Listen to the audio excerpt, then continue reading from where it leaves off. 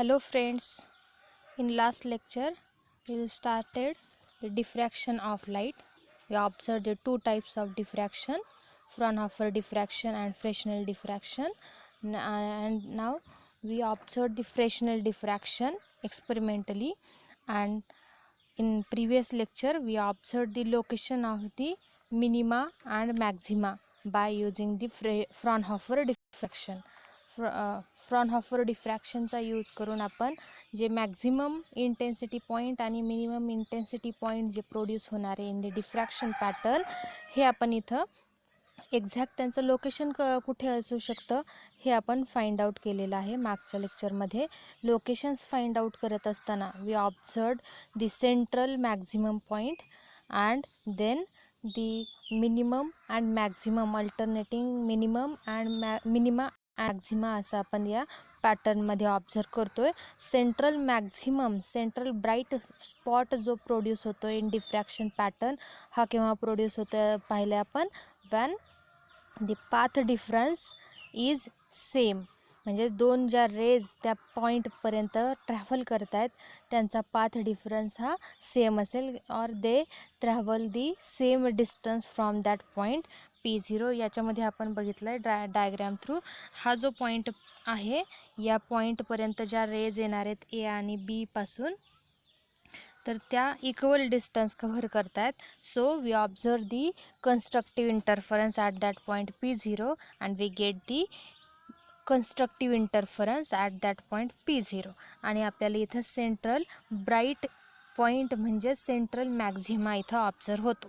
आणि त्याचप्रमाणे आपल्याला दुसरे जे पॉईंट्स आहेत, फर्स्ट मॅक्झिमा, फर्स्ट मिनिमा असेल, तर तो फाइंड आउट करत असताना आपण जे डिफरंट रेज आपल्याला या स्लिट थ्रू आपल्याला ऑब्झर्व होणार आहेत, तर ते स्लिट थ्रू ऑब्झर्व होणारे रेज आपण लक्षात घेतले. तसा एक पॉईंट आपण P कन्सिडर केला आणि या P पॉईंटपर्यंत येणारे जे रेज आहेत त्यांचा पाथ डिफरन्स आपण इथं ऑब्झर्व करण्याचा प्रयत्न केला. आणि हा पाथ डिफरन्स जसा असेल त्या पद्धतीने आपल्याला इथं मॅक्झिमम और मिनिमम इंटेन्सिटी पॉईंट ऑब्झर्व होतोय. तर बघा याच्यामध्ये आपण असा पॉईंट पाहिलेला आहे, इफ द पाथ डिफरन्स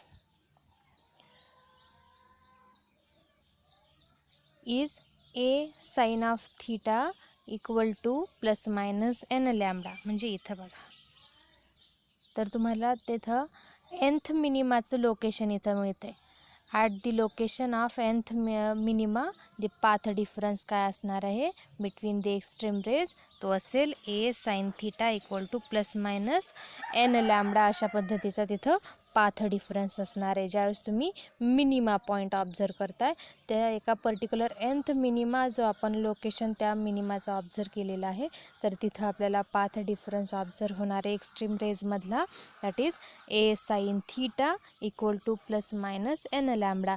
तसंच आपण मॅक्झिमम पॉईंट ऑब्झर्व करतोय, तर मॅक्झिमम पॉईंटमध्ये पाथ डिफरन्स आपण जर ऑब्झर्व केला, मॅक्झिमम आपण ऑब्झर्व केलेला आहे, तर त्या maximum intensity point or Maxima जो असेल तर तो दोन मिनिमाच्या मध्ये असणार आहे. दोन मिनिमाच्या एक्झॅक्ट मध्येच असेल असं नाही, तो दोन मिनिमाच्या मध्ये असा स्प्रेड झालेला असणार आहे. आणि त्याच्याबरोबर तुम्हाला तिथं त्या मॅक्झिमा जो ऑब्झर्व होतोय त्याचा पाथ डिफरन्स, त्या एक्स्ट्रीम रेजमधला पाथ डिफरन्स जो असणार आहे त्या nth मिनिमाचा, that is a sine of theta plus minus n plus 1/2 into lambda असा ऑब्झर्व होतो. अशा आपण दोन इक्वेशन्स मागच्या लेक्चर्समध्ये ऑब्झर्व केलेले आहेत. That indicates the location of Maxima and minima.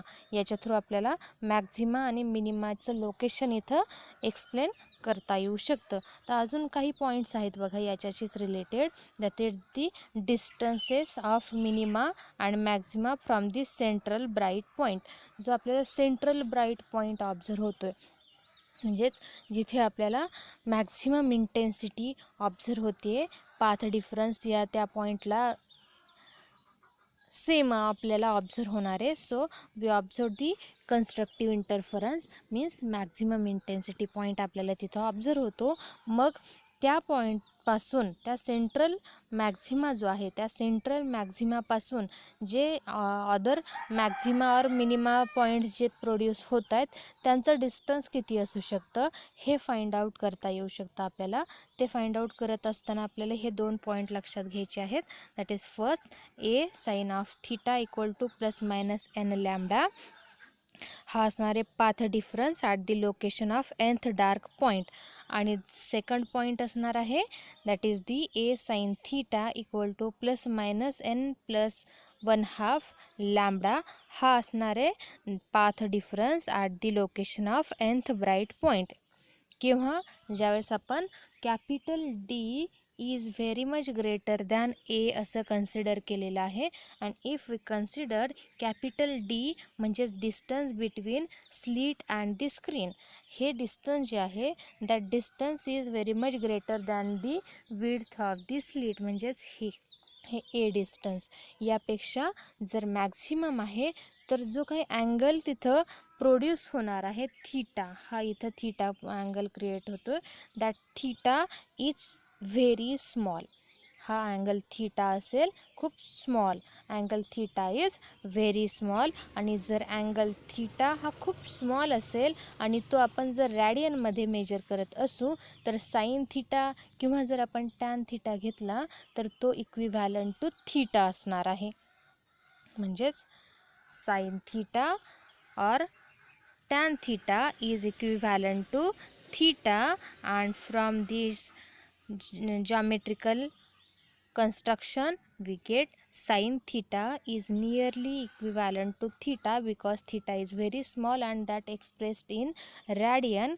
So sin theta is equivalent to theta and that theta is equivalent to y upon d. तर d काय आहे आपल्याला हे माहिती आहे, हे इथलं इक्वेशन आपण बघतोय. डी आपल्याला इथं माहिती आहे, D is the distance between the screen and the diffracting element, किंवा आपण त्याला स्लिटसुद्धा म्हणू शकतो. यांच्यामधलं हे डिस्टन्स आहे. आणि वाय काय आपण बघितलेलं आहे, Y is the distance of point P on the screen from the central bright point. म्हणजे हा जो सेंट्रल ब्राईट पॉईंट आहे यापासून या पीचं डिस्टन्स किती आहे, म्हणजे हे जे डिस्टन्स आहे that is indicated by Y. हे आपल्याला इथे एक्सप्लेन करता येतं आहे. तर आपल्याला इथं कन्स्ट्रक्शन थ्रू फॉर्म्युला मिळेल, sine theta is equivalent to और is nearly equal to theta that is equal to y upon D. But here we know the formula a sin theta equal to plus minus n lambda. हे आपल्याला इथं formula माहिती आहे. जर आपण nth bright point इथं लक्षात घेतो तर nth ब्राईट पॉईंटचं डिस्टन्स आपण इथं कन्सिडर करू शकतो फ्रॉम दी सेंट्रल मॅक्झिमा. या सेंट्रल मॅक्झिमापासून nth ब्राईट पॉईंट आपण कन्सिडर केला आहे त्याचा आपण डिस्टन्स कन्सिडर करू शकतो Y n B. That is the distance of nth bright point from the central bright point किंवा सेंट्रल मॅक्झिमा. अजून आपण काय कन्सिडर करू शकतो, दी वाय एन डी. हा आहे Y n D, that is the distance of nth dark point from the central bright point किंवा central maxima. या सेंट्रल मॅक्झिमापासून आपण एक असा पॉईंट कन्सिडर केला आहे जिथं आपल्याला डार्क पॉईंट और मिनिमा ऑब्झर्व होतो आहे, तर त्यांच्यामधलं डिस्टन्स आपण इथं कन्सिडर करतो आहे by symbol y n D. And bright पॉईंटमधलं डिस्टन्स आपण कन्सिडर करतो आहे वाय एन बी. ना इथं आपण काय बघितलेलं आहे, बघा आपण काय बघितलेलं आहे. Here sin of theta is nearly equal to theta that is equal to plus minus n lambda. तर आपण कन्सिडर काय केलेलं आहे, that theta is very much small or very small, so sin theta is nearly equal to theta. म्हणजेच आपल्याला इथं काय मिळाला, theta इक्वल टू सॉरी इथे ए असणार आहे, theta equal to plus minus n lambda upon a असं आपल्याला इथं फॉर्म्युला मिळणार आहे, कारण साईन थीटा हा थीटा होईल. साईन थीटा जर थीटा असेल तर आपल्याला इथं फॉर्म्युला होणार आहे a theta equal to plus minus n lambda, and here theta equal to plus minus n lambda upon a, असं आपल्याला इथं फॉर्म्युला मिळेल. नाव आज एक फर्स्टली आपल्याला एक इक्वेशन मिळालेलं आहे from the diagram. Sine of theta is nearly equal to theta equal to y upon D. हे इक्वेशन आपण फाइंड आउट केलं आहे. That is first, that is second. Theta theta left side सारखे, right side आपण इथं equal म्हणूयात. So theta equal to y upon D, that is equivalent to n lambda divide by a, असा इथं आपल्याला formula मिळेल. So here we consider the nth dark point.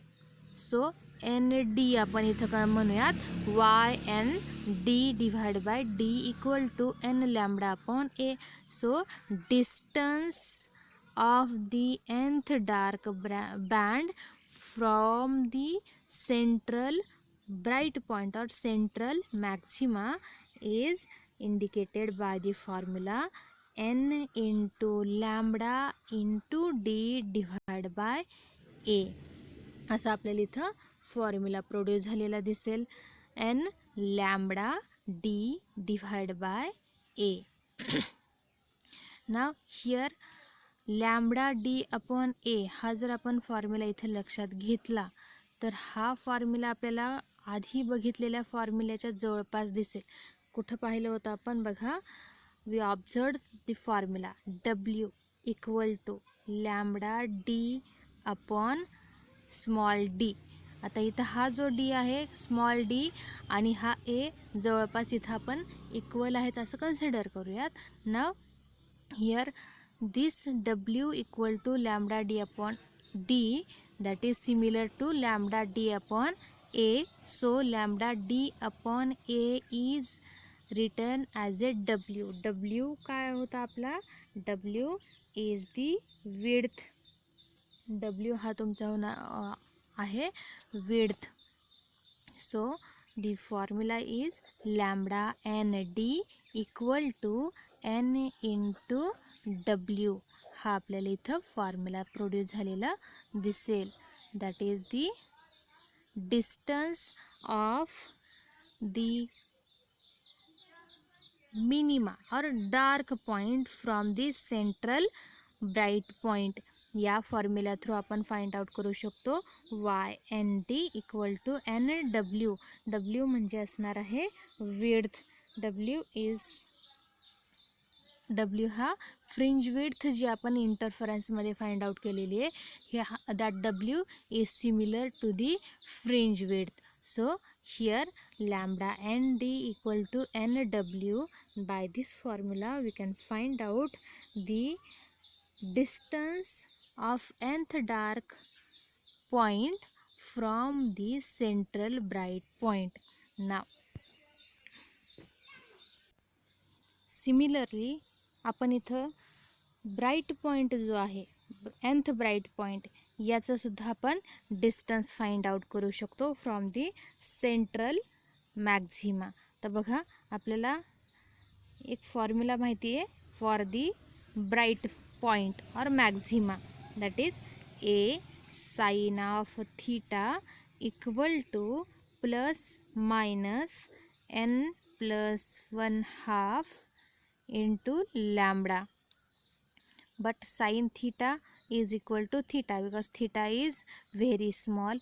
So here we write as such a into theta equal to plus minus n plus 1/2 into lambda. That is written as such theta equal to plus minus n plus 1/2 into lambda upon a. But we know that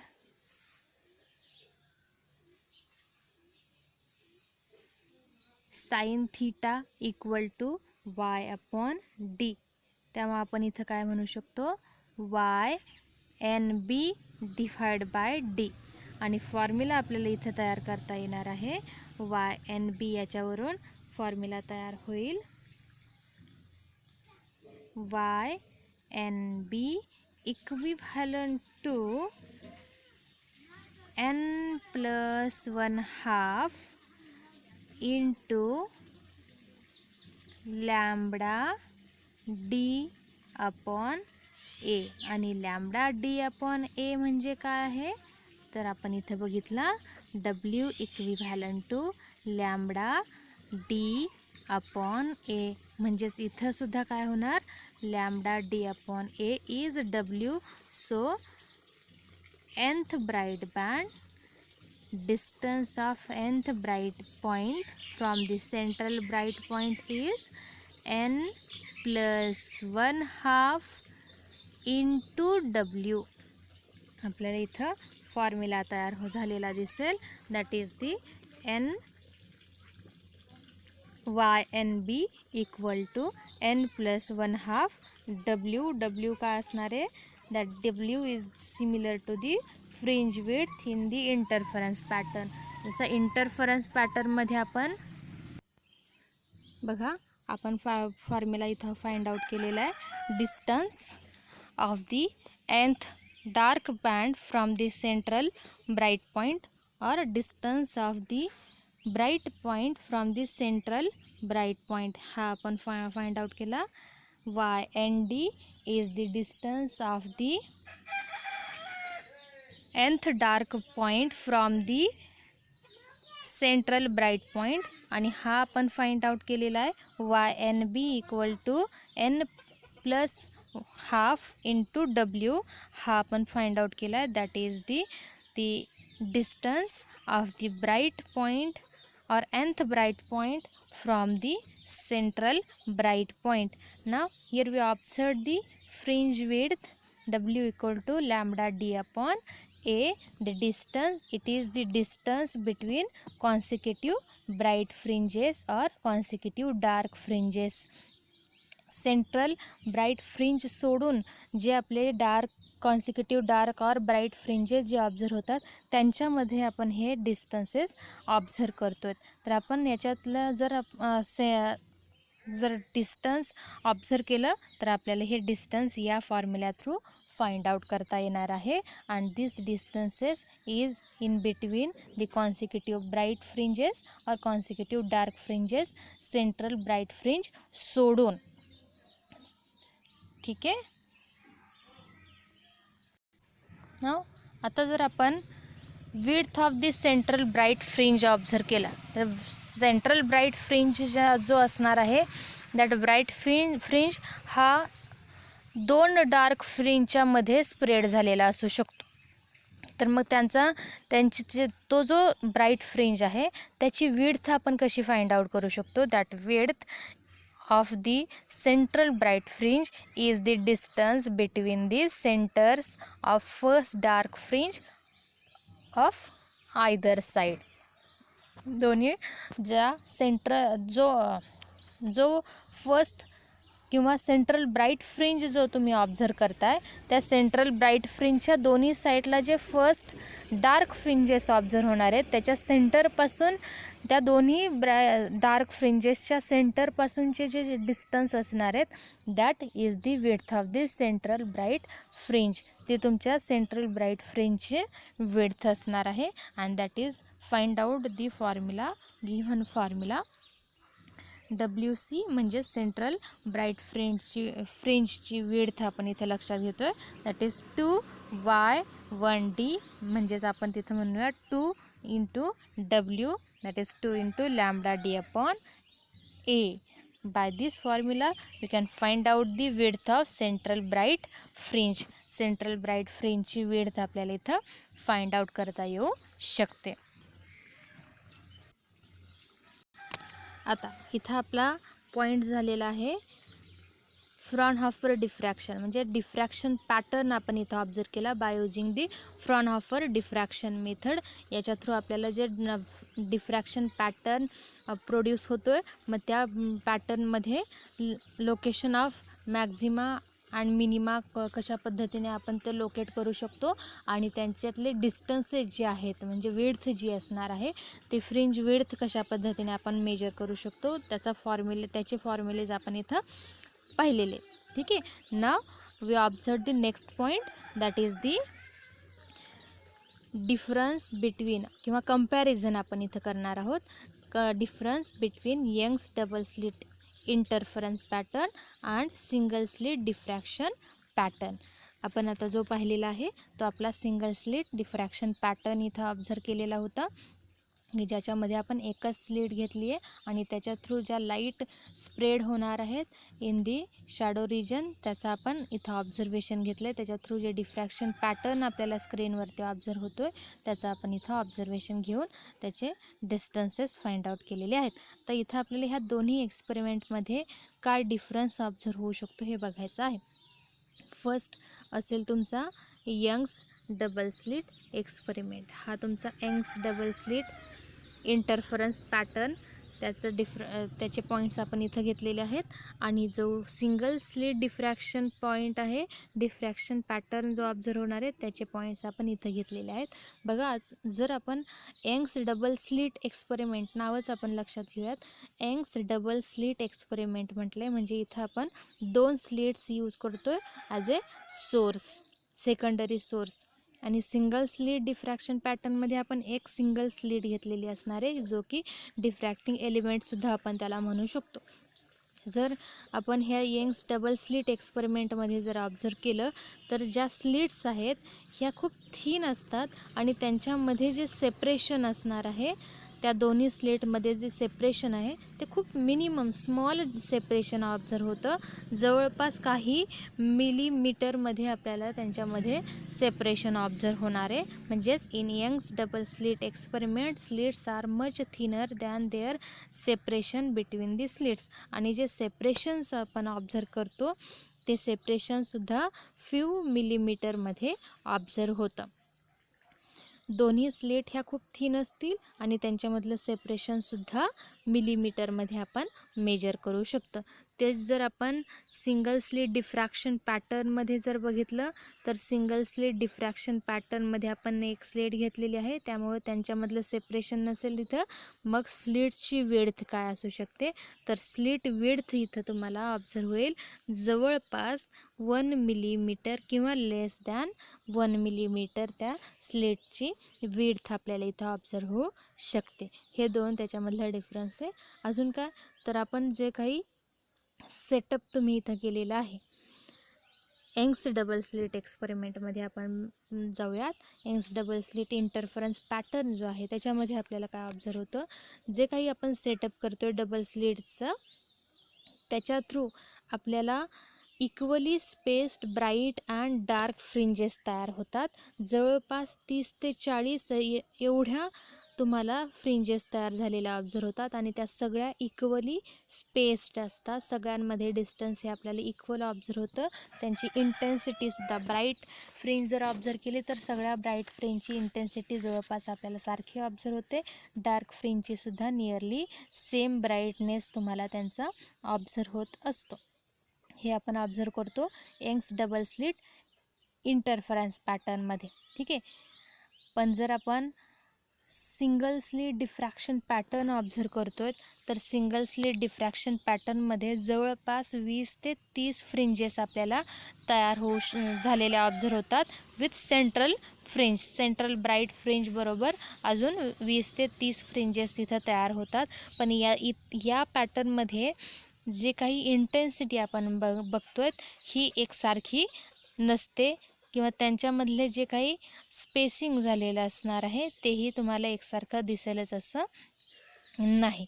म्हणजेच इथं तुम्हाला जे काही ब्राईटेस्ट point जर आपण central fringe जर आपण observe केली तर ती ब्राईटेस्ट असणार आहे आणि त्याची जी विड्थ आहे तुम्हाला मॅक्झिमम ऑब्झर्व होईल.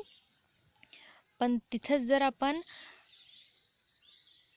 फर्स्ट मॅक्झिमा किंवा फर्स्ट मिनिमा जर ऑब्झर्व केला तर सेंट्रल ब्राईट पॉईंटपेक्षा त्याची विड्थ ही वेगळी असणार आहे, कारण आपण याच्या आधीच्या पॉईंटमध्येच बघितलेलं आहे. जे ब्राईटेस्ट पॉईंट आपण सेंट्रल फ्रिंज जे ऑब्झर्व करतो आहे तो त्याचे जे फ्रिंज असणार आहे त्या ब्राईट पॉईंटची किंवा सेंट्रल ब्राईट फ्रिंज जे असणार आहे त्याची विड्थ ही आपल्याला डबल दिसते. 2W असं आपण बघितलेले, ट्वाईस होती त्याची विड्थ ही ट्वाईस असते. इतर फ्रिंजेसपेक्षा width of the central bright fringe ही डबल असणार आहे. म्हणजेच इथं आपल्याला विड्थसुद्धा या डिफ्रॅक्शन पॅटर्नमध्ये सारखे ऑब्झर्व होत नाही. त्यांचे ब्राईटनेस हे इक्वलच असतील असं नाही. मॅक्झिमम इंटेन्सिटी हे सेंट्रल फ्रिंजची ऑब्झर्व होते आणि मग ज्या फर्स्ट मॅक्झिमा किंवा फर्स्ट मिनिमा आणि त्याच्यानंतरचे जे मॅक्झिमा मिनिमा तुम्हाला ऑब्झर्व होत जाणार आहेत त्यांच्या इंटेन्सिटी ह्या वेगवेगळ्या चेंज होत जाणार आहेत ना. आपण 2 पॉईंटमधला डिफरन्स लक्षात घेत असताना एक पॉईंट इथं लक्षात ठेवायचा आहे. जो आपण डिफ्रॅक्शन पॅटर्न घेतो आहे तर डिफ्रॅक्शन पॅटर्नमध्ये आपल्याला सेंट्रल ब्राईट फ्रिंज तयार झालेली दिसते. ही जी सेंट्रल ब्राईट फ्रिंज आहे त्या फ्रिंजला आपण फर्स्ट मॅक्झिमा म्हणत नाही. That is not a first Maxima. तिला आपण म्हणणार आहे झिरोथ ब्राईट फ्रिंज. हे तुमचे असणार आहे झिरोथ ब्राईट फ्रिंज आणि सेंट्रल पॉईंटला प्रोड्यूस होते. That is called as the zeroth bright fringe. तिथं तुमचा n हा 0 असेल. n is 0. At that point n is 0. मग त्यानंतरचे जे काही तुम्हाला मॅक्झिमम पॉईंट ऑब्झर्व होणार आहे त्याला रिस्पेक्टिवली आपण first Maxima, second Maxima, third Maxima असं आपण इथं नंबरिंग करू शकतो. पण जो सेंट्रल ब्राईट फ्रिंज आपण ऑब्झर्व करतो आहे that is called as zeroth bright fringe. तर इथं बघा अजून एक पॉईंट लक्षात घेऊयात आपण. Small D. हा स्मॉल डी आपण इंटरफरन्स पॅटर्नमध्ये बघितला यंग्स डबल स्लिट एक्सपेरिमेंटमध्ये. हा स्मॉल डी म्हणजे काय होतं, स्लिट सेपरेशन. ज्या 2 स्लिट्स घेतलेल्या होत्या त्या 2 स्लिट्समधलं सेपरेशन म्हणजे स्मॉल डीने आपण इंडिकेट केलेलं होतं. आणि इथं ए आपण घेतला आहे डिफ्रॅक्शन पॅटर्नमध्ये. स्मॉल ए, हा स्मॉल ए इंडिकेट करतो द स्लिट विड्थ. जे आपण स्लिट घेतली आहे म्हणजे आपण जो डिफ्रॅक्टिंग एलिमेंट घेतला आहे, सिंगल स्लिट घेतलेली आहे इथं, त्या स्लिटची विड्थ आपल्याला एने इथं इंडिकेट झालेली दिसते. W हा असेल तुमचा सेपरेशन बिटवीन कॉन्सिक्युटिव्ह ब्राईट और डार्क फ्रिंज. W म्हणजे consecutive separation between consecutive bright और डार्क फ्रिंज असं असणार आहे. W म्हणजेच फ्रिंज विड्थ आपण म्हणूयात. आणि D, कॅपिटल D हा दोन्हीमध्ये सारखा असणार आहे. कॅपिटल Dचा अर्थ slit to screen separation. Slit to screen जे काही डिस्टन्स आहे त्याला आपण कॅपिटल Dने इंडिकेट केलेलं असणार आहे. बघा अजून काही पॉईंट्स आहेत की ज्या पॉईंट्स थ्रू आपण Young's double slit interference pattern आणि सिंगल स्लिट डिफ्रॅक्शन पॅटर्न हे यांच्यामधलं डिफरन्स इथे एक्सप्लेन करू शकतो. ते पॉईंट आपण इथे लक्षात घेऊयात. बघा इथं आपल्यासमोर डिफरन्सचा एक टेबल आहे. याच्यामध्ये आपण Young's double slit interference pattern आणि सिंगल स्लिट डिफ्रॅक्शन पॅटर्न या दोघांमधल्या इथं डिफरन्स इथे लक्षात घेणार आहोत. वेगवेगळ्या पॉईंटच्या रिलेटेड आपल्याला डिफरन्सेस इथं ऑब्झर्व होतात. ब्राईट पॉईंट्सच्या आणि डार्क पॉईंटच्या म्हणजेच nth ब्राईट फ्रिंज किंवा nth डार्क फ्रिंज या दोघांच्या रिलेटेड आपल्याला हे पॉईंट इथे एक्सप्लेन करता येऊ शकतात. आता पहिल्यांदा आपण बघूयात related for the nth bright fringe. nth bright fringe आपण इथे लक्षात घेतोय, त्याच्याशी रिलेटेड काय काय तुम्हाला डिफरन्स ऑब्झर्व होतात ते आपण इथे लक्षात घेऊयात. बघा पहिला, phase difference between extreme rays. जे एक्स्ट्रीम रेज आहेत त्यांच्यामधला फेज डिफरन्स आपल्याला इथं काय ऑब्झर्व होऊ शकतो. जर आपण यंग्स डबल स्लिट एक्सपेरिमेंट लक्षात घेतला तर याच्यामध्ये आपल्याला फेज डिफरन्स ऑब्झर्व होतोय n × 2π. हा फेज डिफरन्स इथं ऑब्झर्व होतो. आणि जर आपण सिंगल स्लिट डिफ्रॅक्शन पॅटर्न इथं घेतोय तर तुम्हाला फेज डिफरन्स ऑब्झर्व होतो between extreme rays, that is n+1/2 into 2π असा त्याच्यामध्ये बदल असणार आहे. अँग्युलर पोझिशन बघा, जर ब्राईट फ्रिंज आपण बघतो nth bright fringe, angular position बघा इथं यंग्स डबल स्लिट इंटरफरन्स पॅटर्नमध्ये असेल n×λ/d हे असेल अँग्युलर पोझिशन.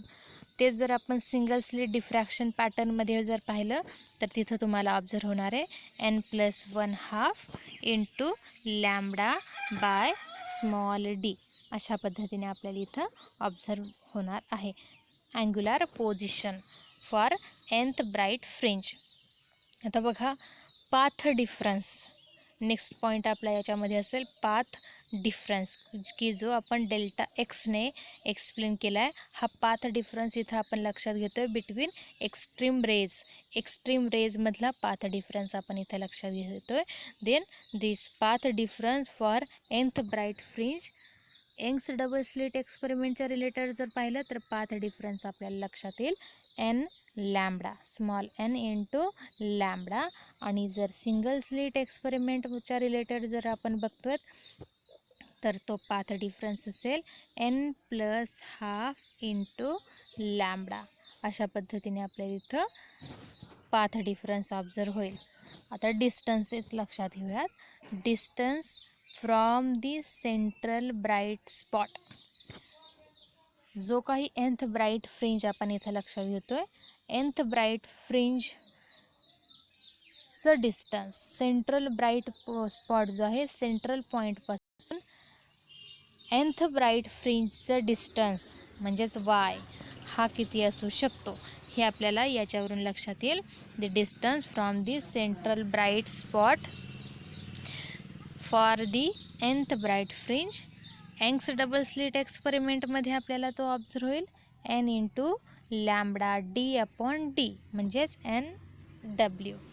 आणि जर सिंगल स्लिट डिफ्रॅक्शन पॅटर्न तुम्ही बघतायत तर तुम्हाला लक्षात येणार आहे n+1/2 इंटू λ/d/a अशा पद्धतीने आपल्याला इथं ऑब्झर्व होईल. That is equivalent to n into W. That is the points related to the bright fringe. हे सगळे पॉईंट आपण ब्राईट फ्रिंजच्या nth ब्राईट फ्रिंजच्या रिलेटेड बघितलेत. Phase difference, angular position, path difference and the distance from the central bright spot. हे difference आपल्याला Young's double slit interference pattern आणि single slit diffraction पॅटर्नमध्ये आपल्याला वेगवेगळे फॉर्म्युले दोन्हीच्या रिलेटेड ऑब्झर्व होणार आहेत.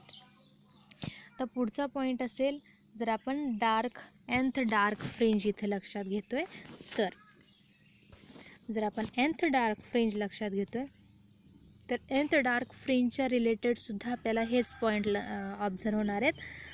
Phase difference, angular position, path difference किंवा distance from the central bright spot observe होत जाणार आहे. तर बघा पहिला पॉईंट बघूयात आपण, phase difference between extreme rays for nth dark fringe. nth dark फ्रिंजच्या रिलेटेड हा फेज डिफरन्स असेल. That phase difference in case of Young's double slit experiment is n-1/2 into 2π. Phase difference असणार n-1/2 into 2π in case of Young's double slit experiment.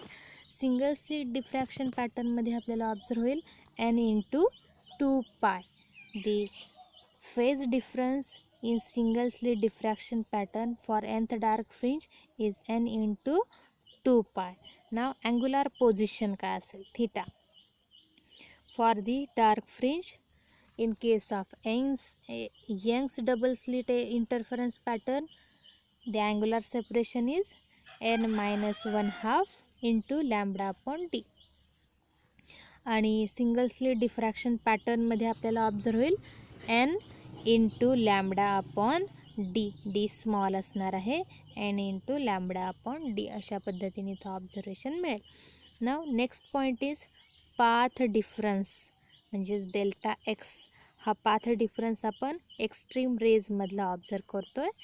Dark फ्रिंजच्या बाबतीत हा path difference जर observe करतोय तर Young's double slit experiment जो आहे, in case of this path difference is n-12 into lambda असेल.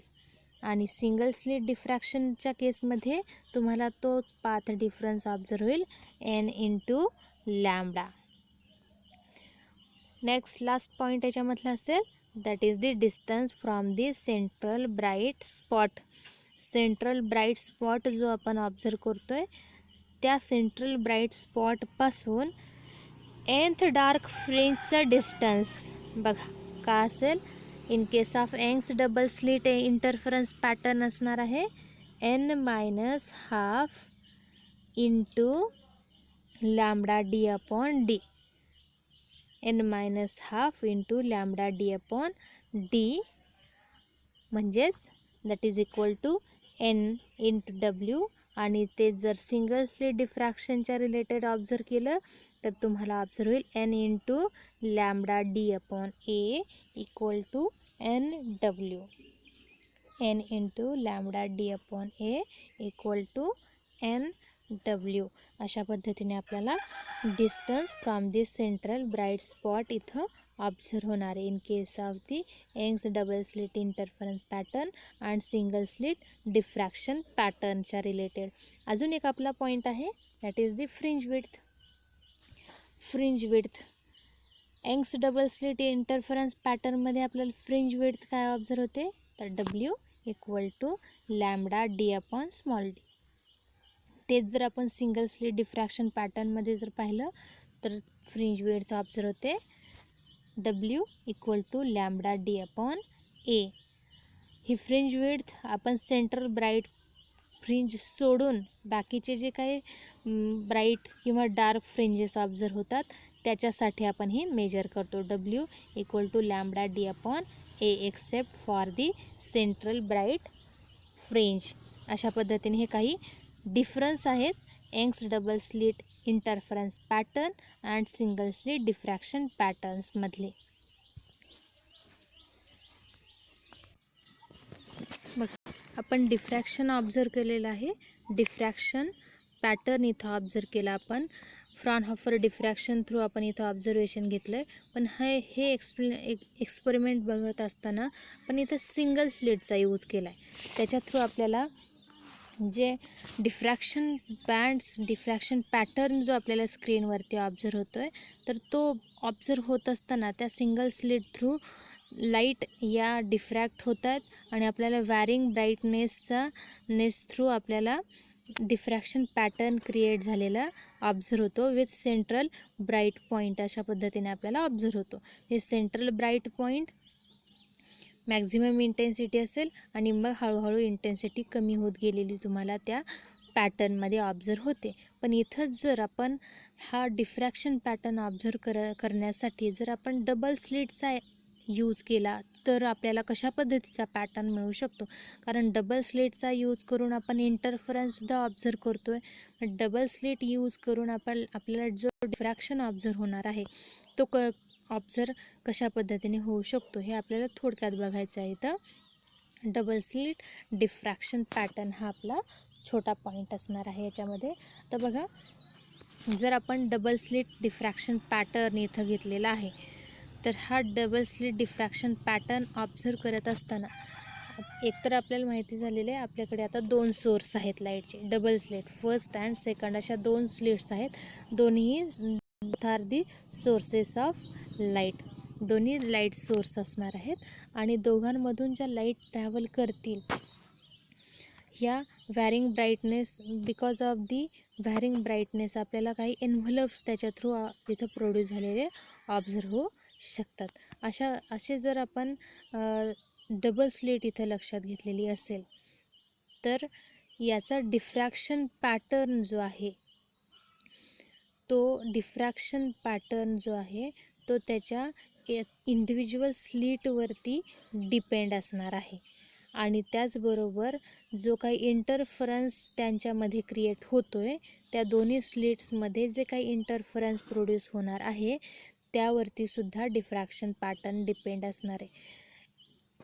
एक पॉईंट इथे लक्षात घेतोय आपण, when we use the double slit for the production of diffraction pattern, तर तो डिफ्रॅक्शन पॅटर्न हा इंडिव्हिज्युअल स्लिट वरती डिपेंड असेल, त्याचबरोबर त्यांच्या थ्रू जो इंटरफरन्स तयार होतो, त्यांच्यामध्ये जो इंटरफरन्स प्रोड्यूस होणार आहे यावरती सुद्धा डिपेंड असणार आहे.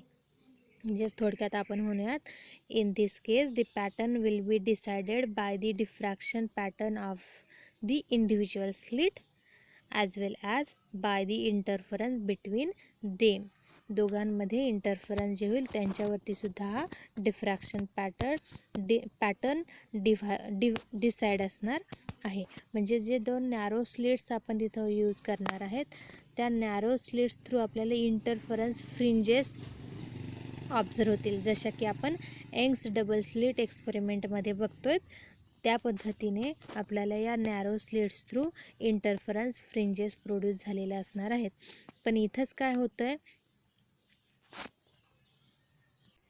पण इथं आपल्याला काय ऑब्झर्व होतं आहे, the varying brightness and the shapes of their envelope is that of the single slit diffraction pattern. म्हणजे एकाच वेळेस तुम्हाला इंटरफरन्ससुद्धा ऑब्झर्व होतो आणि त्याचबरोबर त्याच्यामध्ये आपल्याला डिफ्रॅक्शनसुद्धा प्रोड्यूस झालेलं दिसतं, जसं की आपण इथं ह्या डायग्राममध्ये ऑब्झर्व करतो आहे. जर आपण double slit diffraction pattern observe करणार आहोत, तर एकाच वेळी आपल्याला इंटरफरन्स पॅटर्नसुद्धा ऑब्झर्व होणार आहे आणि त्याच्या थ्रू जे व्हॅरिंग ब्राईटनेस अँड शेप जे आपण तिथे एन्व्हलपचे ऑब्झर्व करू, त्याच्या थ्रू तुम्हाला डिफ्रॅक्शनसुद्धा प्रोड्यूस झालेलं ऑब्झर्व होणार आहे. म्हणजेच double slit diffraction pattern, double स्लिटचा यूज करून जर डिफ्रॅक्शन प्रोड्यूस करतो आहे, तर आपल्याला ह्या दोघांचाही थोड्या प्रमाणामध्ये ऑब्झर्वेशन घेता येऊ शकतं, इंटरफरन्स अँड दी डिफ्रॅक्शन. बघा, या पॉईंटपर्यंत आपण महत्त्वाच्या प्रॉपर्टीज या वेव ऑप्टिक्समधल्या थ्रू ऑब्झर्व केले. लाईटच्या रिलेटेड ज्या प्रॉपर्टीज आहेत त्या आपण या पॉईंटपर्यंत ऑब्झर्व केलेल्या आहेत. जसे रिफ्लेक्शन, रिफ्रॅक्शन बघितलं आपण, पोलरायझेशन डिटेलमध्ये आपण पाहिलेलं आहे, इंटरफरन्स आपण इथं डिटेलमध्ये पाहिलं आहे आणि डिफ्रॅक्शन हा लास्ट आपला आजचा पॉईंट आपण इथं पाहिलेला आहे. पण हे जे इंटरफरन्स, डिफ्रॅक्शन जे पॉईंट आपण इथं ऑब्झर्व करतो आहे किंवा रिफ्लेक्शन, रिफ्रॅक्शन जे ऑब्झर्व करतो आहे, हे जे काही प्रॉपर्टीज आहेत, या ज्या काही फिनॉमिनॉन्स आहेत, यांचा यूज करून आपण ऑप्टिकल इन्स्ट्रुमेंट्स वापरत असतो. ह्या ऑप्टिकल इन्स्ट्रुमेंट जे आपण यूज करतो, हे बरेच ऑप्टिकल इन्स्ट्रुमेंट या फिनॉमिनॉनवरती वर्क करत असतात आणि याच्या थ्रू आपल्याला वेगवेगळे ऑब्झर्वेशन्स घेता येऊ शकतात. जसे खूप स्मॉल मायनर ऑब्जेक्ट असेल किंवा खूप लाँग डिस्टन्स ऑब्जेक्ट असेल, तो क्लिअरली ऑब्झर्व करण्यासाठी, त्याचं काही प्रॉपर असे फंक्शनिंग ऑब्झर्व करण्यासाठी आपण या प्रकारच्या ऑप्टिकल इन्स्ट्रुमेंटचा वापर करत असतो. तर हे जे ऑप्टिकल इन्स्ट्रुमेंट आहेत, त्या ऑप्टिकल इन्स्ट्रुमेंटचा एक खूप महत्त्वाचा पॉईंट असतो, तो म्हणजे रिझॉल्विंग पॉवर. हा रिझॉल्विंग पॉवर आपल्याला नेक्स्ट पॉईंटमध्ये बघायचा आहे.